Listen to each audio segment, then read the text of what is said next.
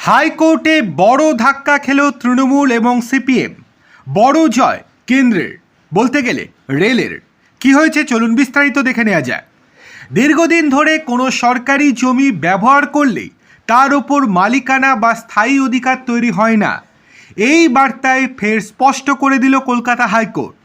হাওড়ার একটি ক্লাবের করা মামলায় আদালত জানিয়ে দিয়েছে, রেলের জমিতে বছরের পর বছর কার্যকলাপ চালানো হলেও তা বৈধ দখলের প্রমাণ হতে পারে না। এই ক্লাবের মেম্বাররা ছিলেন তৃণমূল এবং সিপিএমের। তারাই একজোট হয়ে হাইকোর্টে মামলা করেছিলেন। ফলে উচ্ছেদ প্রক্রিয়া আটকে দেওয়ার আবেদন কোনো রকমভাবেই গ্রহণ করল না আদালত। প্রসঙ্গত, হাওড়ার ছোট্ট দল নামে একটি ক্লাব দাবি করে যে তারা 60-এর দশক থেকেই সংশ্লিষ্ট জমিতে ক্লাব পরিচালিত হয়ে আসছে। সেই দীর্ঘ সময়ের দখলদারির ভিত্তিতে তারা উচ্ছেদের বিরুদ্ধে আইনি সুরক্ষা চেয়েছিল। ক্লাবের আরও অভিযোগ ছিল, জাতীয় পরিবেশ আদালত প্রত্যেক দখলদারকে পৃথকভাবে বক্তব্য রাখার সুযোগ দেওয়ার নির্দেশ দিলেও বাস্তবে সেই সুযোগ তারা পায়নি। তাদের দাবি, নোটিশ ছাড়াই উচ্ছেদের পদক্ষেপ নেওয়া হয়েছে। তবে রেল কর্তৃপক্ষ সম্পূর্ণ ভিন্ন ছবি আদালতের সামনে তুলে ধরে। তাদের বক্তব্য, এনজিটির নির্দেশ কার্যকর করতে 2018 সালেই নির্ধারিত নিয়ম মেনে নোটিশ জারি করা হয়েছিল।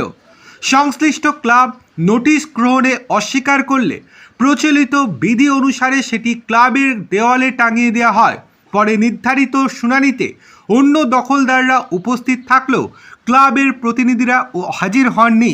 কিন্তু সেই সময় হাজির হবেনি বা কী করে?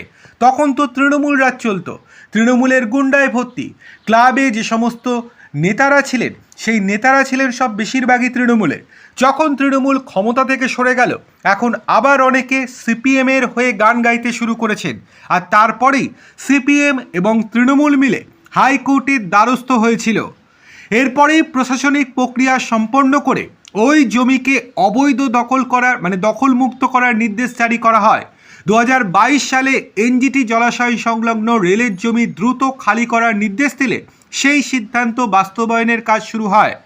মামলার নথি খতিয়ে দেখে বিচারপতি কৃষ্ণা রাও বলেন, আবেদনকারীরা নিজেরাই স্বীকার করেছেন যে জমিটি রেলের, অথচ সেখানে থাকার বৈধ অনুমতি বা লিজ সংক্রান্ত কোনো নথি আদালতে দেখাতে পারেননি তারা। আদালতের মতে নোটিশ জারির ক্ষেত্রেও রেল নির্ধারিত প্রক্রিয়া অনুসরণ করেছে।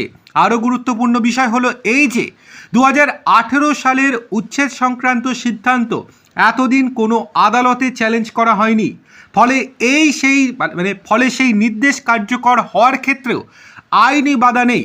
এই রায়ের মাধ্যমে কলকাতা হাইকোর্ট স্পষ্ট করে দিল, দীর্ঘদিন দখলে থাকায় কোনো সরকারি জমির ওপর আইনি অধিকার প্রতিষ্ঠার ভিত্তি হতে পারে না। ফলে রেলের জমি দখলমুক্ত করার প্রক্রিয়া অব্যাহত রাখার পথ আরও সুগম হলো।